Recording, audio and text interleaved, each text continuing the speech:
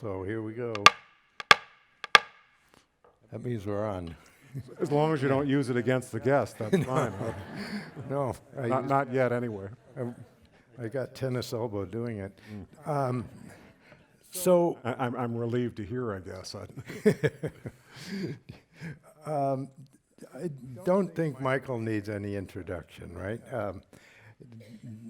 We are very lucky, I think, in our present days to have historians who have a perspective on history.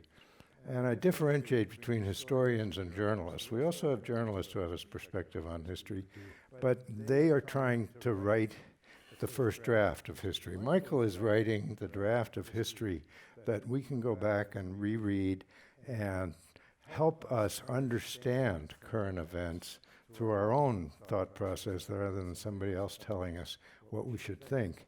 And his book that we're going to talk about today, Presidents of War, is a very good example of that because he goes through technically 9 different presidencies and talks about the events that surrounded those presidencies in the context of war.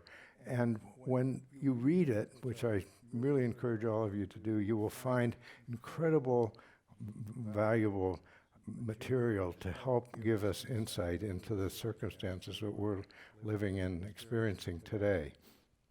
So we're going to talk about the book as a historical record of presidents of war. And I normally, when somebody asks an author about the title, that means they haven't read the book and they're looking for a way to. Yes, what was your idea about the picture on that jacket? Yeah, exactly. And who took the photo on the back? Right. The price is so interesting. But in this case, the use of the preposition, presidents of war, is very revealing about the theme and the purpose of your book. So I'm going to pretend like I've read the book and ask. Yeah, well, okay, yes. You know him well enough to know that he probably knows the book at this point better than I do. He's read it so closely. But the book is about presidents who not only run big wars in American history, 8 or 9 of them, but also how they come to wage war, how they demand of the Congress and the American people that we get into a big conflict. And the larger reason for the title is that there's an experience that is shared by these actually 8 presidents that I really write about that is unique in American history because the most sacred thing a president does is send young Americans off to die. And that's an experience that not even any other president has, at least in that large numbers. So it's sort of, what is it? What do they have in common? And just humanly, in terms of biography, what's the experience like? And I found that an amazing number of them had emotional breakdowns. A much higher number than you'd expect had physical breakdowns, sometimes fatal ones. Almost every single one of them got more religious. Lady Bird Johnson, whom I got to know pretty well in her last years, said that when the Vietnam War was the hardest, she wouldn't have been surprised if Lyndon had become a Catholic. And really serious. Yeah. And the reason was that their daughter Lucy had converted to Catholicism. She was born an Episcopalian, converted when she was 16 years old, and she took her father to a church in southwest Washington, which was run by what she called My Little Monks. And LBJ, during the height of the Vietnam War, would talk to the monks, and it gave them huge comfort, and so Lady Bird was serious. Abraham Lincoln was almost an atheist when he was younger, and when he was president fighting the Civil War, waging the Civil War, he was visited by a friend of his youth who found him reading the Bible and said, is this really you reading the Bible? I can't believe it. And Lincoln said, I can't understand how anyone could go to through this experience of sending so many people off to die without becoming more religious. One thing that Lincoln said to another old friend, he said, can you believe that I, who can barely watch a chicken being slaughtered, I am now making decisions that are responsible for oceans of blood? Tens of thousands, hundreds of thousands of young Americans being killed. So the point of the title is that there are only about 8 or 9 people in American history who've had that horrible experience, and it's about how they deal with it, what it's like from the inside, what their relationship is with their wives. You know, no female president yet, it's long overdue. But it's basically trying to capture that experience over Yeah. 200 years. And it's an interesting lesson in constitutional history. I mean, before we get into the actual substance of the presidencies, I think a bit of a review of where the war power, the power to declare war as opposed to make war, resides under the Right. Constitution. Yeah, I was last night at the National Constitution Center in Philadelphia. Anyone been there? It's right near where the Constitution was written. And they have these statues of the founders that look quite realistic, so it's a little bit intimidating. I tried to use less bad language than I usually did, at least when I was in the room with those statues. Yeah. But anyway, their idea when they were writing the Constitution was, as most of you know, they wanted to make sure that this new office, the President of the United States, would not become some kind of king or dictator. And what they were worried most of all was that a president would be like a British king. And British kings sometimes, when they got unpopular, they would look for a reason to go to war, because if you went to war, suddenly all the people have a sense of mission, and they unite behind their beloved leader, the king.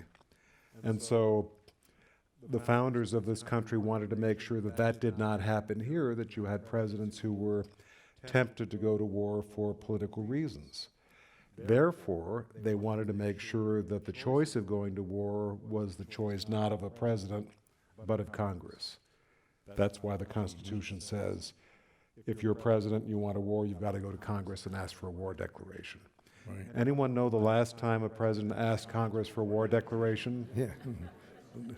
What year? 1942, exactly. Yeah. And second question, have we had any wars since 1942? So something is Right. going off the rails here, and one of the reasons why presidents can get us into war, I would say single-handedly and sometimes overnight, and maybe for crass political reasons to win an election, Yeah. if they want to, is exactly that. Yeah, and it's an important point as we go through this, because the Constitution is riddled with ambiguities, and this is an interesting example because the Congress has the power, the sole power to declare war, but the president is the commander-in-chief. So where does the power to declare the war and the Exactly power to the execute problem. the war, right? And one other problem is that, you know, as I write in this book, presidents have much too often got us into big wars for fake reasons, which is Yeah. just what the founders worried about. You know, James Polk, as I write about, fabricated a fake border incident on the Texas-Mexico border, and then went to Congress and said, the Mexicans have attacked us, we need a major war where we go and occupy Mexico City, which is about a 2-year war, which he did. William McKinley, none of us were around then, but in 1898, there was a ship called the Maine, Havana Harbor. It was sunk. McKinley went to Congress and said, we've got to go to war against the Spanish in revenge for this horrible attack on an American ship. Little problem is that the ship was sunk not by Spain, but by a boiler accident. And McKinley could not go to Congress and say, I want you to declare war against all boilers around the world. And then LBJ with the Gulf of Tonkin. So this is a problem the founders would have been very worried about. Right, and that's when now we've gotten into continuing resolutions and authorization Yeah, to use which force. and are so forth. nothing. But let's go back to the guy who wrote it, Madison, because he gets a lot of chops for having done a good job writing the Constitution. So far, so good. So far, so good, right? And then he's a Secretary of State under Jefferson, and then, but you And then know, president. then president. So tell us about Madison. It was not a great career move for him to Right. become president. The problem is that Madison, of all people at the Constitution Convention, he was one of those who were at the forefront saying, make sure that presidents not only don't get us into unnecessary wars, but don't get us into wars that are not supported by vast majority of the American people. And by unnecessary, he meant, not essential for our national security. So once he's president, it's 1812, and he's running for re-election. And he wants to be popular, and also he's nervous about the fact that the British have been harassing our ships. And also there's some members of Congress who think it'd be a great idea to have a war to steal Canada, make Canada part That of the was United British States. at that time. Yeah, which was British and French. Yeah. So British Canada would be taken over by the U.S. So he goes to Congress and asks for this war, and the two war aims are, it's not the language he used, steal Canada and stop the Brits from bothering our ships. Yeah.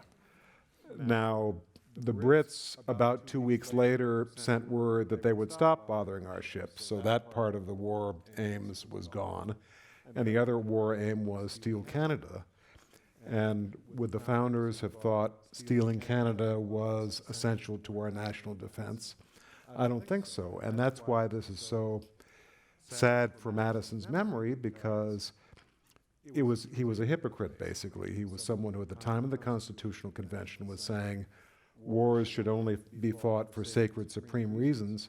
And of all people, he's the president who opens the door to presidents getting us involved in unnecessary wars for fake reasons, which has happened too often in American history, all the way up to the Gulf of Tonkin. And in the movie Stripes, this is an aside, but in the movie Stripes, Bill Murray tells about he wants to join the army, and his friend says, why? And he says, because they're 10-1.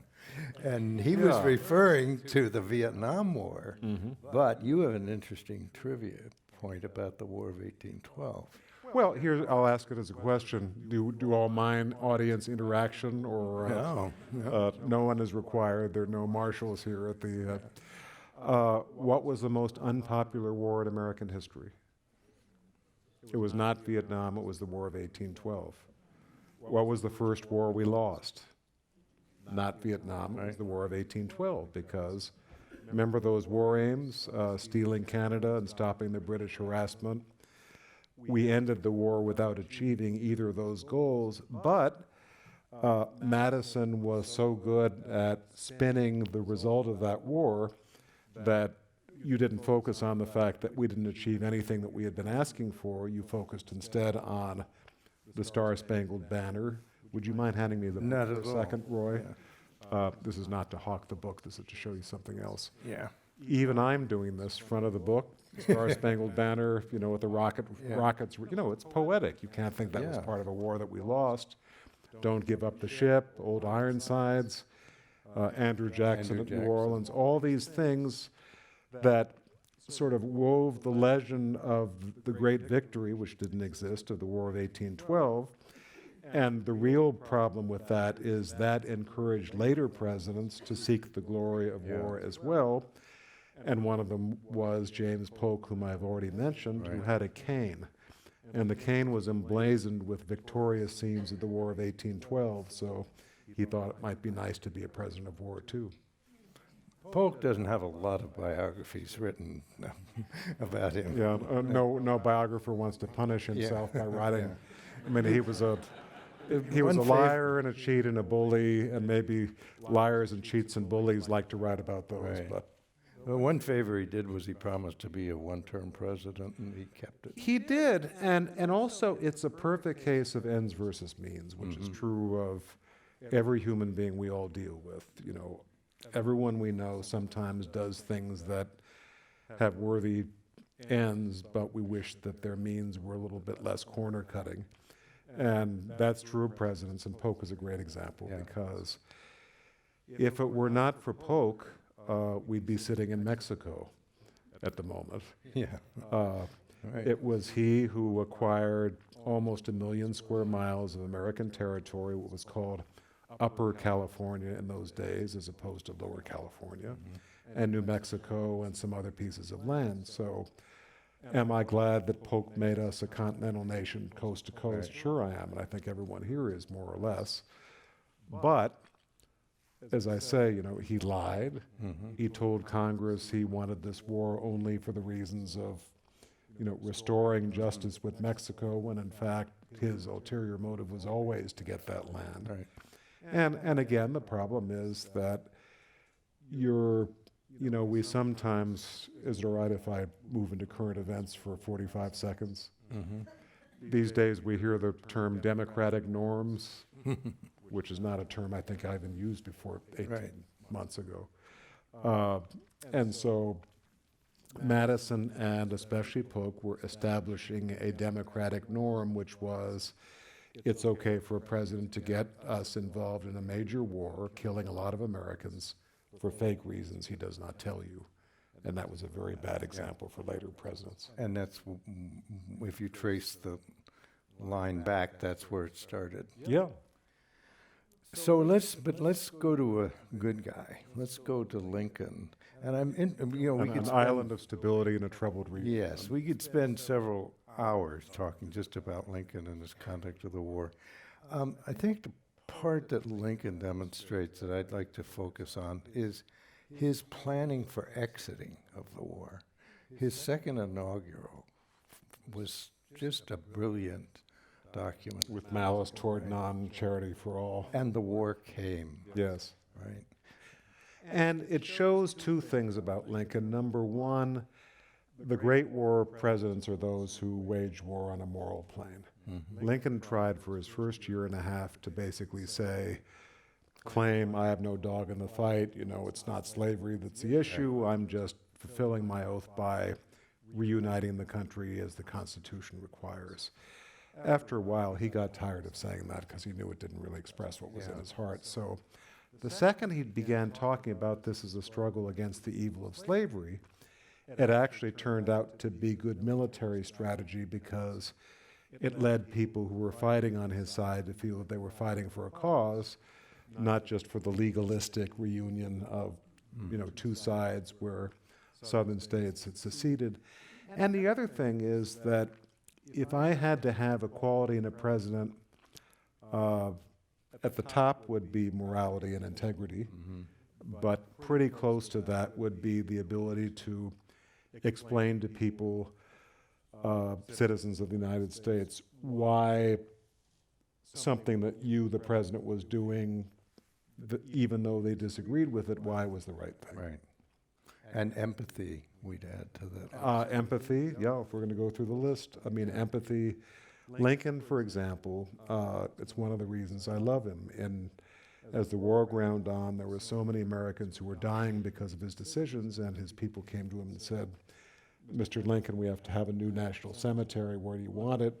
And Lincoln said, I want it built near my summer home. He had this summer cottage up the hill from the White House, because every time I take my horse and carriage to the cottage, I want to see the fresh graves being dug of young men who have died because of decisions I've made. He said, this is going to be so painful for me, but I never want to be disconnected from those decisions or see them as too abstract. I want to feel the pain that their families feel so that I understand what it is that I am doing. How many other presidents would have said that? Yeah. We've discussed McKinley, so let's leave the Spanish-American War alone and go to Woodrow Wilson.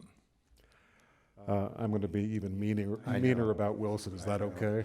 That comes through in the book. Yeah. I'm pretty rough on Wilson as a war president, which I'll tell you about in a second. But I always give my chapters to experts in the areas that I'm writing about, so I gave my Wilson chapters to not only a noted Wilson scholar who will remain nameless, but also someone who really admires Wilson, because I wanted, if I'd gone too far, I wanted him to tell me. And he wrote comments on the margin, and the best one he wrote was, would you at least consider taking out the words messianic and conceited? So you see which way this is going. Yeah. So the reason I mean on Wilson is a couple of things. Number one, and it is related to war, is race. This was a horrible, vicious racist who sometimes excused this as, Wilson was a man of his time. He wasn't a man of his time. Theodore Roosevelt had served before him, and Taft were much more advanced on race, and so was Warren Harding, his successor. This was someone who was so vicious a racist that he threw African Americans out of the government. He screened Birth of the Nation, that film that was a paean to the Ku Klux Klan. This is a guy who, despite his pretensions, had a very bad soul in many important respects. But more than that, does anyone remember, not from life experience, but from studying, what Wilson's motto, what his slogan was in running for re-election in 1916? What was it? He kept us out of war. exactly. Well, A, it was a lie because he had already been at war in Mexico briefly, so that wasn't true. And B, wouldn't you think that a candidate who runs under that slogan is basically implying that if you elect me again, I'll continue to keep you out of war? I mean, that's what he was doing, and he knew it was a lie because he was likely to get the United States into World War I. He knew very quickly after his re-election if it happened. He won re-election by a very narrow margin, and guess who was responsible for that margin? California, and even more specifically, women voters. Now, women could vote in some states in 1916. It was not guaranteed, but there were women voters. And guess what one issue drove them to vote for Woodrow Wilson? They wanted to keep us out of war. So he was elected to another term under totally false pretenses by largely women who emotionally felt so strongly that they didn't want to see their sons die and they didn't want to see a wasteful war, and he knew it. So I don't know how many of you have read Woodrow Wilson's books in political science, but they do not exactly praise presidents who lie and cheat and Yeah, tell you false things to get elected. So right. there's a little hypocrisy there that I don't find too attractive in Wilson either. Going beyond that, he gets us involved in the war in the spring of 1917. You can argue that round or flat, and I think there are good reasons for that. But so many things are you missing with Wilson, such as advanced racial views and failure to lie when you're running for a second term. At least what I would expect from Wilson, of all people, is that, Roy, you've got a Western Union. I was so transfixed. You see, I'm really, as a historian, advanced. That no carrier pigeon. It was Pony Express. I've got two sons who are amazed that I can remember the year 1961, which they think is very funny. Anyway, so Wilson, the one thing you'd want from them is during his, he gets you involved in the war, first war on the other side of the ocean. Not exactly an immediate argument that, the Germans are on our shores. Right. What does he do for the first year of America's entry in the war? He basically holds up in the White House and barely speaks. So the result is you don't even have the threshold requirement of a war president, which is that, especially in a war whose reasons are complex, he's not explaining to you why your kids are dying. He was at this kingly remove. He was above doing something like this. And then the war is won, almost exactly 100 years ago. Centennial is in about 2 weeks. And then, everyone know the term mission creep? The most colossal early example of mission creep that I can think of. Surprise, says Wilson. You may not have known it, but this was a war to end all wars, a war to make the world safe for democracy, and one which is intended to culminate with a League of Nations that'll make sure war never happens again. You can, argue about whether those three things were the right thing to do or not, but didn't he owe it to the public to at least tell them before the war was won? And the Congress. Yeah, and the Congress. And then finally, I'm all for the League of Nations. I wish he had succeeded, just in terms of competence. He then goes to Europe for about 6 months to negotiate the Paris Treaty because he was so messianic and conceited that he thought that he was the only one who could do that. This is an early example of I alone can fix it. Little full of himself, Wilson was. So he goes to Europe the first time a president is away from his job, out of the country for that long. And so guess who he is leaving the platform to discuss the League of Nations in his absence? Henry Cabot Lodge and other people who hated the idea. So by the time Wilson gets back, the struggle for the League of Nations was almost lost, and it was soon lost in Congress. And the result is that with no League of Nations, you can argue that it led to the rise of Hitler and the advent of World War Right. II. All those are things that I at least partially blame on Woodrow Wilson. Yeah, because it created a vacuum, Right. basically. So if there are any members of the Wilson Anti-Defamation Yeah. League here, I apologize, or any descendants. So we do lead to World War II, but in between it, we have a depression first, and we elect Franklin Delano Roosevelt as president. Right, and Roosevelt, who knew that we probably would have to stop Hitler by going to war. And the biggest problem he had, am I allowed to dump on Wilson once more? Was people remembered World War I, which they found a big disappointment. By the mid-1930s, a lot of people were saying, and this was highly exaggerated, but Wilson got us involved in World War I to help the arms manufacturers and the chemical makers, the DuPonts and J.P. Morgan. A lot of people thought that, and all that made it 10 times harder for FDR to rearm this country to defend ourselves against Adolf Hitler. It made it so hard for him that he almost did not succeed, and we almost lost. But Roosevelt was first managing a depression, and then he was managing an economic conflict with Japan. Right. And meanwhile, he was sitting in Washington watching Europe fall, England go through the Battle of Britain. And a Senate particularly that was Right. so isolationist they were tying his hands. And so there's been a lot of ink spent on Roosevelt's either unwitting or purposeful manipulation of events in To order. Pearl Harbor. Yeah. Well, and that's another cost of, you remember I was talking about Polk with the fake border incident and McKinley with the fake Spanish attack against the Maine.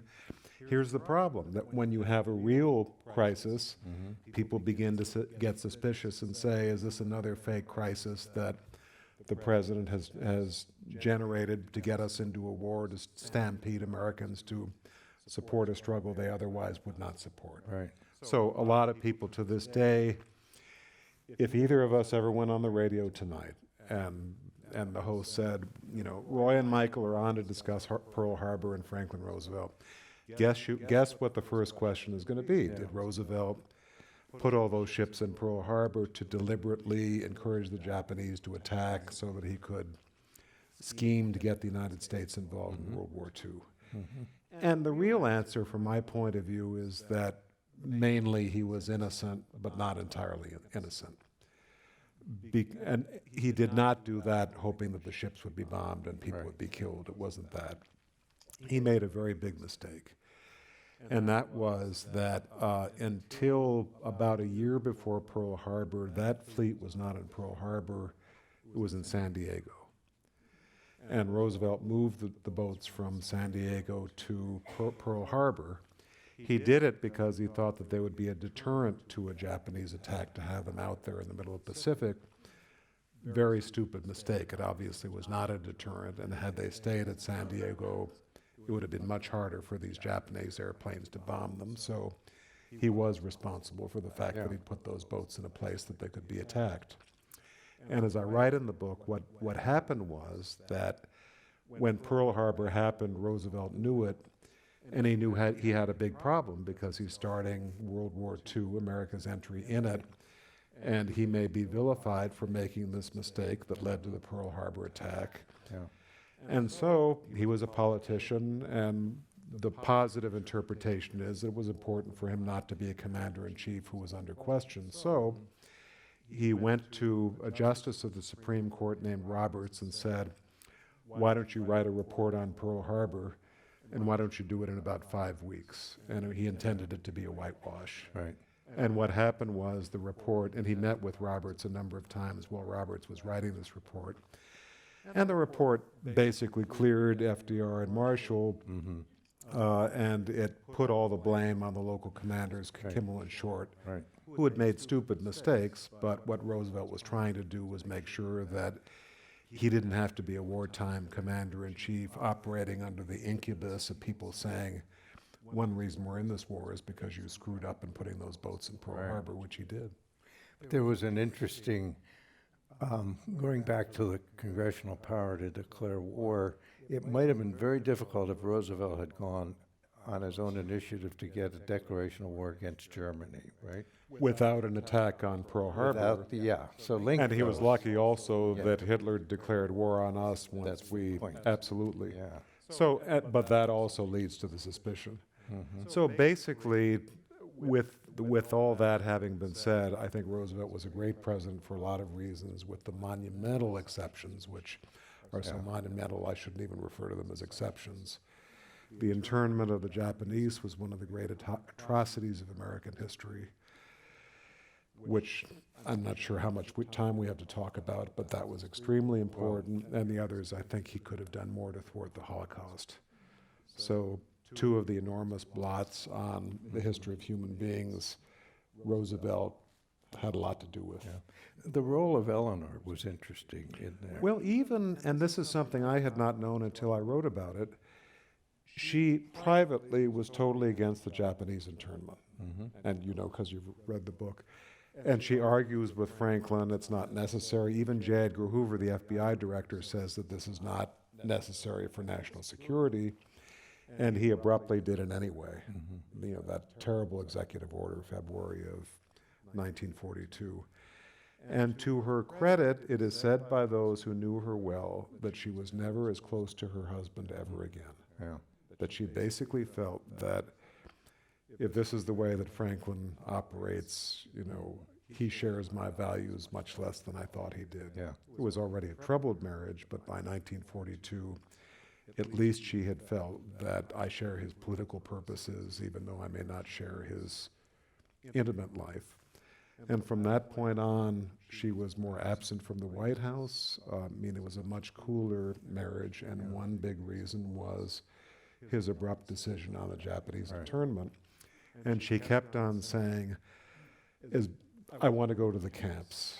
You know, I hear the conditions are terrible, and he kept on saying no. Finally, she got to go to a camp which was called Gila River in Arizona, which was said to be basically sort of the Hollywood version of the camps, probably where the treatment was the nicest, so that was the one that they let her go to, but she saw through it, and so, for instance, she asked, with photographers present, to have a glass of milk, which they gave her milk that was given to the people who were interned there, and she loudly said, "It's sour." Yeah.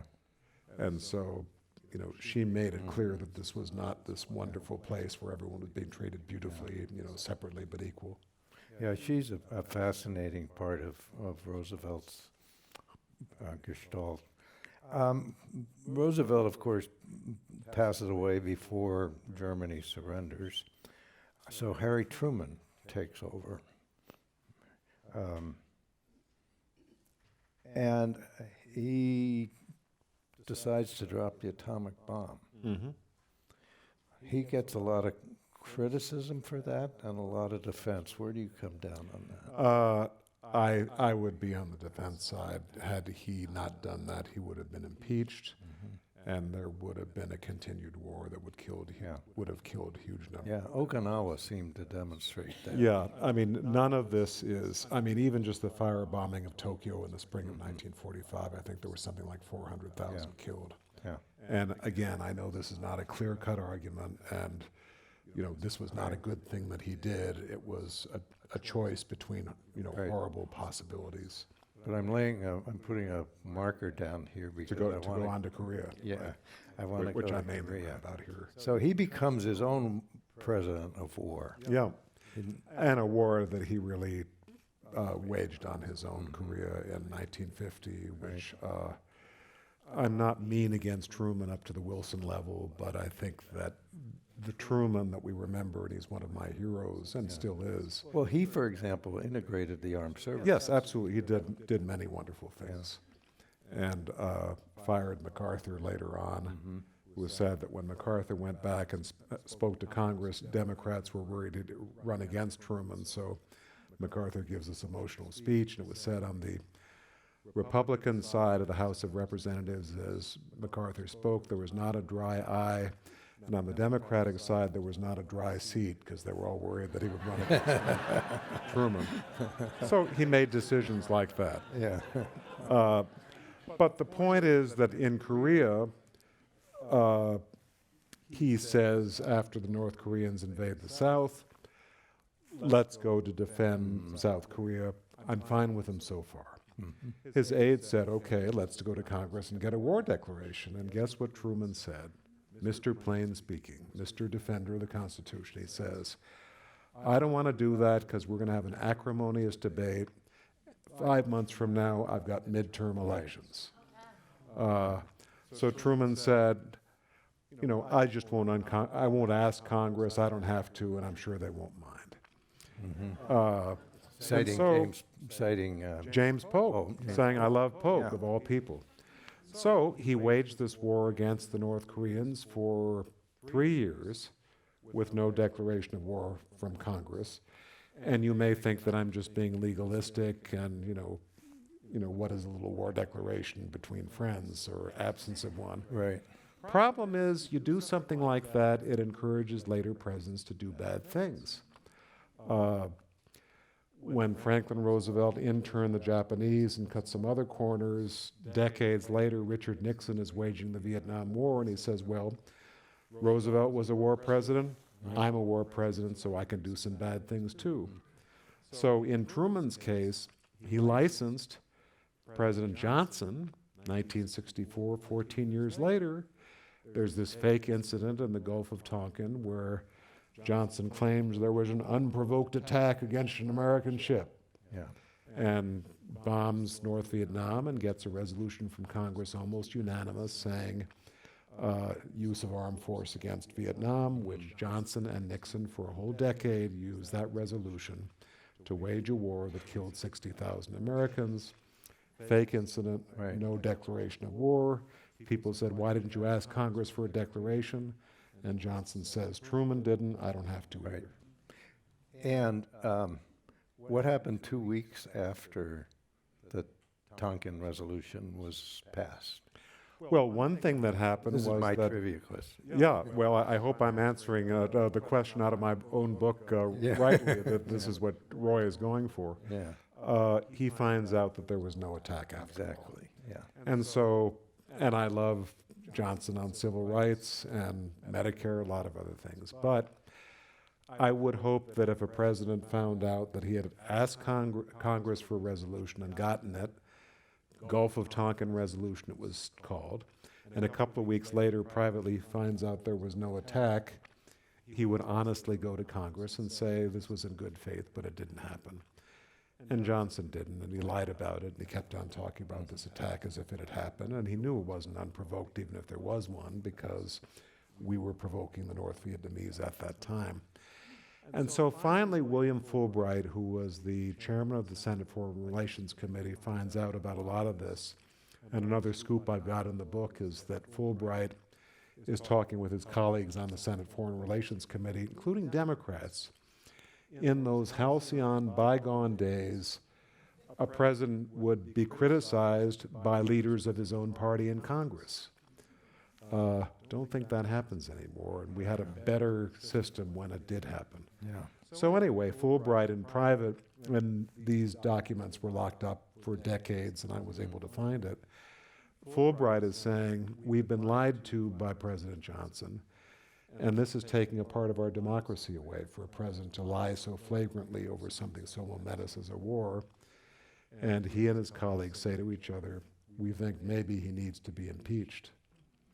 And if LBJ had not pulled himself out of the race in March of 1968, 2 months later, we might have seen an impeachment of LBJ in 1968. Yeah. One very positive step that Johnson took involved Westmoreland's recommendation. Yeah, totally. And I'm glad to say something nicer about Yeah. Johnson, which is new, which is, In fact, you made the New York Times. yeah, Sunday New York Times was on the front page. I mean, whoever thought, a history book about dead guys would make it right under the fold. Right into the failing New York Times. Right, yeah. I'm showing my age by saying under the fold. My children would have no idea what that means. Right. It's like explaining typewriters and Yeah. telephone booths and, And you telegrams. dial a number. Right, yeah, exactly right. What happened was, turns out, In January of 1968, few of you remember William Westmoreland. Fine person, but not the sharpest knife in the drawer, it turns out. And Westmoreland is contacting LBJ and says, you know, I've got the way to end the Vietnam War and thwart a defeat at Khe Sanh. Tactical nuclear weapons. And Johnson says, hell no, that's the last thing I want. You know, I don't want them to be used in Vietnam. It can spread, could bring in, this is the LBJ Anti-Defamation League, call it. Yeah. And no telephone booth, so we're doing Yeah. it on iPhone. Yeah. But in any case, what Johnson, to his eternal credit, said was, I don't want to provoke the Russians to come in. I don't want to provoke the Chinese by using nuclear weapons against the North Vietnamese or dropping them down, you know, some smokestack in Hanoi, because this could very quickly become a nuclear war that could kill 60 million people. And look at it historically. What if that had happened? Let's say that 30 million people had been killed. Would the defense, you know, would even winning the Vietnam War, the Civil War in this agricultural country be worth that? I mean, Johnson did the right thing, and he also said, I want every piece of paper connected with this request by Westmoreland to be locked up in a safe, and I don't want anyone to talk about this because I don't want any pressure from, you know, reporters at home or generals saying that LBJ is preventing us from winning when all we have to do is use a nuke. Yeah. And so these were locked up for decades, and some of these documents didn't come out until 2 years ago, and so that's why I was able to find this as a scoop. But it's a very good deed that Johnson did in the course of Vietnam, and he didn't do many.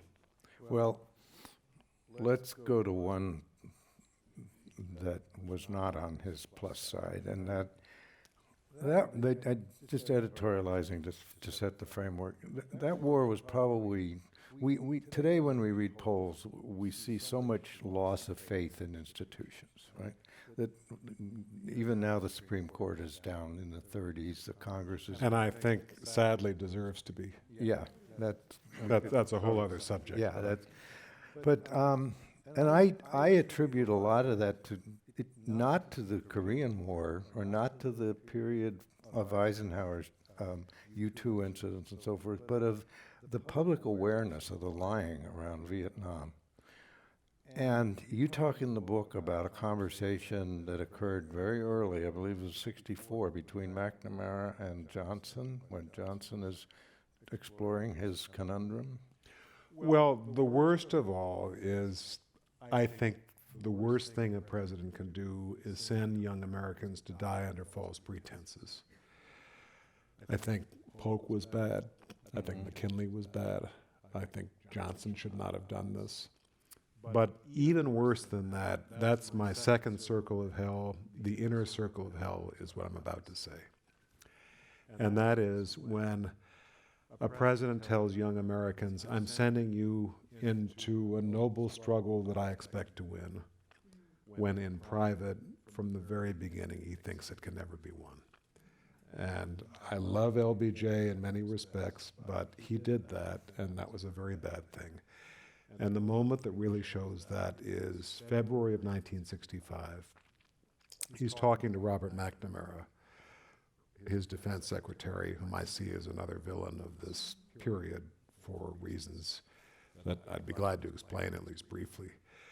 But he says to McNamara, and this is just at the moment Johnson is sending large numbers of young Americans to Vietnam off to die and telling them we expect to win this war, it's a noble struggle. But in private he's telling McNamara, I can't think of anything worse than losing the war in Vietnam, and I do not see any way that we can win.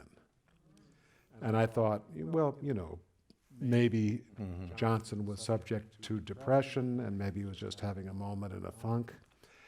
But you listen to more tapes, and in private, that's what he's saying. And Lady Bird, whom I got to know pretty well, she gave me some of her unpublished diaries, and in the summer of 1965, she records Lyndon telling her about the war in Vietnam. I feel as if I'm in a plane that's crashing and I do not have a parachute. This is the first year of American involvement, and it's pornographic to me that a president of the United States could have sent young people off to die for a war that he knew that he was going to lose, above and beyond anything else. And as much as I admire LBJ in other ways, that's about as bad as it gets. So since I'm writing about presidents of war, if you're asking me what's the worst thing a president of war can do, I can't think of anything worse than that. And it wasn't as though the war just lasted a little bit longer. This went on for 9 long years. After. LBJ extended it for 4 more years, and as I write, I don't write mainly about Nixon, but Nixon comes into this. One of the worst presidential elections, in my view, in history was the election of 1968 for a lot of reasons, but let me just mention 2. One is Nixon pretended that if you voted for him, he might be more dovish than Hubert Humphrey, LBJ's vice president, and he might end the war more quickly, when in fact Well, he actually said he had a secret plan. said he had a secret plan, which implies that you're going to get out. And in fact, he basically intended to and did extend the Lyndon Johnson policy of waging this war for 4 more years. And the other thing that was just as bad that I write about is that, and some of this has been known, LBJ, just before the election of 1968, wanted to declare a bombing halt on Halloween that would lead to peace talks. And he did that. It was 5 days before the election. Nixon knew that that would probably elect Hubert Humphrey as Johnson's vice president, because everyone wanted peace, and Johnson's bombing halt seemed to be pointing to peace pretty soon. So Nixon, through intermediaries, went to the South Vietnamese government and said, throw a monkey wrench into these peace talks. Why don't you refuse to come to the table so that they will collapse? Nixon will give you a better deal than Humphrey would. And so they did this, and the South Vietnamese refused to come to the table, and voters came flooding back to Nixon, and so Nixon wins the election 2 days later by 400,000 votes out of whatever it was, 60 million. Yeah. As close an election really as 1960 or 2000. So LBJ knew what Nixon was doing because, and another theme of this book is how presidents abuse power during war. He abused the FBI, used the IRS. If you were a columnist who was writing against LBJ on the war, your taxes had better be in order because auditors would descend on you. Right. That's one way that Johnson compelled. And again, I'm trying to stay non-political, but we have a president who wants a lot of power, and one of the ways that presidents do this is, especially during wartime, but not only, they exploit being in a national security emergency to try to take on power that otherwise they might be denied. Did anyone happen to get a presidential alert announcement on your iPhones a couple of weeks ago? Yeah. It's benign so far, but during wartime, presidents can now send you any messages directly that they feel like by exactly that device. And during war, presidents declare martial law, and they do all sorts of things, not only things like investigating your taxes or abusing the FBI. So all I'm saying is that if we are in a war in our generation, not just President Trump, you must be vigilant as a hawk to make sure that any president who involves us in a war does not abuse this power. Anyway, just to finish up on Nixon. Johnson knew what Nixon was doing because he had the Nixon Circle wiretapped. Of Anna Chennault. Anna Chennault was one of the cutouts between the South Vietnamese and Nixon. So anyway, so Johnson calls up Nixon and says, Dick, I think this is treason, which actually it was. So you've got this lovely political situation where Nixon knows that Johnson can blackmail him, the new president, by revealing to Americans that he had committed treason. And Nixon thinks he's got blackmail material against LBJ because he can reveal that Johnson abused the FBI by tapping maybe his telephones, but including those around him. So welcome to the lovely world of politics 45 years ago. Yeah. It hasn't gotten any better. It's gotten worse. Which is a perfect segue into the theme of many of the audience questions, and I'll put it and try to summarize it in my own words. When they wrote the Constitution, they had Article 1, Congress powers, Article 2, executive, Article 3, the court. I hope I can talk about the court for a minute. We will go there, but Okay. let's stay with 1 and 2 first. The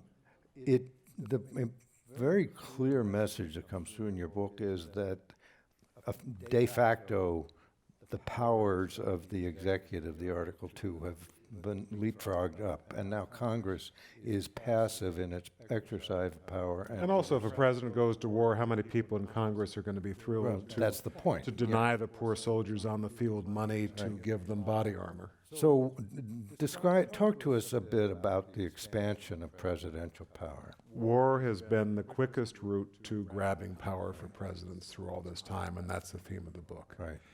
Founders were worried presidents would become tyrants. Well, surprise. A president who's waging a war can do it, as I said, pretty much on his own. Congress is not likely to stand in his way. And an unscrupulous president who wants to use a time of war to seize power with martial law and some of the other things that I've talked about, use the FBI to intimidate any of us, that can happen in our time, and the founders failed because a president in our own time can become a tyrant by going to war. And this is not a Donald Trump comment. I began this book in 2007. I was just as worried then. I think it maybe is more likely now, but only because you have a president who is breaking so many democratic traditions and trying to increase his position of power. But in his case, for instance, 2011, President Trump, before he was president, tweeted a number of times, "Watch out because President Obama is going to start a war in order to get reelected." He says many times. Didn't happen, but it's not a great idea for any president to have in his mind the connection between going to war and getting reelected, or going to war and getting your polls up. Not a great idea, and it's something we just have to watch. The founders always wanted us to be vigilant about presidential power, so I am. But that's why the Truman Act, police action, set the stage for some. And that's the problem. And may I say a word about the court? Yes. Another theme here is that presidents abuse what should be the distance between the court and the presidency. Harry Truman, I love him in so many ways, but not this one. He wanted to seize the steel mills, a really dictatorial act, even though there was a war in Korea. And even worse, he calls up the Chief Justice of the United States, as I describe it in the book, whom he had appointed, his poker buddy named Fred Vinson. Says, "Hey, Fred, do you mind? I'm thinking of seizing the steel mills. If I did that, would the court think that's okay?" Right. And Vince, "Oh, go ahead, Harry. We won't mind at all. Go ahead." Right. And then he seizes the steel mills, and to both of their surprise, the court Right. overruled it and said no, thank God. Yeah. They had no business having a conversation like that. Lyndon Johnson appointed one of his closest friends, Abe Fortas, to the Supreme Court to basically be his spy on the court and tell him what the justices were saying, what they were saying about his own legislation, would it be overruled. He used Fortas to write speeches, to choose Vietnam bombing targets. I think you may see where I'm leading. Yeah. I'm worried about Brett Kavanaugh, not for partisan reasons. I'm a registered independent. This is not about politics. I'm terrified of too much presidential power. You have a conservative majority on the court, which is fine. Donald Trump won the election. He's entitled to appoint justices. But Brett Kavanaugh may be indebted to Donald Trump in a way that we have not seen before. And pre-committed. Trump is pre-committed, but above and beyond that, Trump is very good at making people feel indebted. And during those 2 weeks when Kavanaugh's nomination was swaying in the wind, Trump could very well have pulled it and appointed someone else who did not have Kavanaugh's problems. And you can be absolutely certain he made it clear to Kavanaugh, whether he said it in these words or not, "You owe me and you'd better remember it." Plus, For about 10 days, we know this is true, Kavanaugh was closeted at the White House with Trump's political people who were asking him, tell us all of your damaging secrets, just so that we'll know those in case they come up in the hearings. So you've got Brett Kavanaugh going to the Supreme Court knowing that Donald Trump has access to his damaging secrets. Is Donald Trump who would ever exploit something like that to get something he wanted? So we may, during this next year, our liberties may depend on a case that goes to the Supreme Court involving Donald Trump's excessive, in my view, seizure of power. And it goes to Brett Kavanaugh, who I think is much too in hoc to Donald Trump for this post. And above and beyond that, Trump had a number of people on the Federalist Society list from whom he could have chosen. He'd committed himself to, choose one of those, which is fine. That was his right. Guess which one he chose? He chose the one who has the most extremely permissive view of presidential power. 2009 article, Kavanaugh wrote, presidents perhaps should not be subpoenaed. They should not be investigated. They should not be indicted, and they should use pardons in a really lavish way. It's a fringe, extreme view. So why do you think Donald Trump chose Kavanaugh, of all people, to go on the Supreme Court? Remember the case U.S. versus Nixon? Yeah. Nixon's tapes had been subpoenaed. With one of the greatest moments in American history, 8 justices on a court, 4 of justices who had been appointed by Richard Nixon ruled unanimously against him. I'm not sure the same thing is going to happen a year from now if a case jeopardizing Donald Trump goes to the Supreme Court, and it makes me very nervous. Other than that, have a nice Yeah. day. What else can we say about the court? But that discussion goes to shaping the dialectic that develops throughout your book, because we start actually technically with the attack on the Chesapeake by British Navy in 2007. 1807. 1807. Seems as recent to me, too. That's the year you started the book, right? Right, it seems like it. Yeah. But the dialectic is built on the ability for the Article 2, the executive power, to be expanded through the use of war. That's why. Yeah, I mean, what it basically comes down to, and this is so much more topical than I expected it to be in 2007. If you are terrified of a president seizing too much power and having too little respect for the democratic norms that make most presidents feel a sense of restraint and modesty and unwillingness to use all the power available, if you're worried about that, you should be worried most of all that a president may get us into a war that is not necessary. That's the way it happens. And it goes beyond that, because war, since the Vietnam War and even the Afghanistan 17-year war and Iraq, has evolved. Technical militarily, it's often asymmetric types of warfares. But we have now all kinds of new wars. We call them trade wars. We call All them these things, and even Right. more than that, I mean, it hasn't happened, and I sure hope it never does. But we could have an unscrupulous president someday who will look at, God forbid, something like 9/11 and say, gee, Americans very quickly became united, and the president's poll ratings go up, and a president may ask Congress to go into a war that otherwise Americans never would have approved. And if you want to carry out this scenario, and I'm not in any way predicting it, and I hope it never happens, but we've created a situation where if you have an unscrupulous president, that could one day happen, and we've got to watch out. But the coupling there is a abdicating Congress. Which we've got. You've got a total lapdog Congress. And by the way, that is not only, to make this non-political, that is not only during the current administration. Right. Especially on matters of war and peace, there's this feeling that especially the leaders in the House and Senate of a president's own party are being patriotic by not criticizing him. George W. Bush has written and said that he would have been a better war president had he gotten more criticism from Congress. He wouldn't have enjoyed it, but that's the way the system works. You know, we want the House and Senate to tell a president what he's doing wrong. You know, President Benjamin Franklin saying our critic is our friend. You know, that should be a motto of the way that government operates. And too often in modern times, especially when young American men and women are in harm's way, members and leaders of Congress are very reluctant to criticize. And it seems that that abdication has created a sense of divisiveness.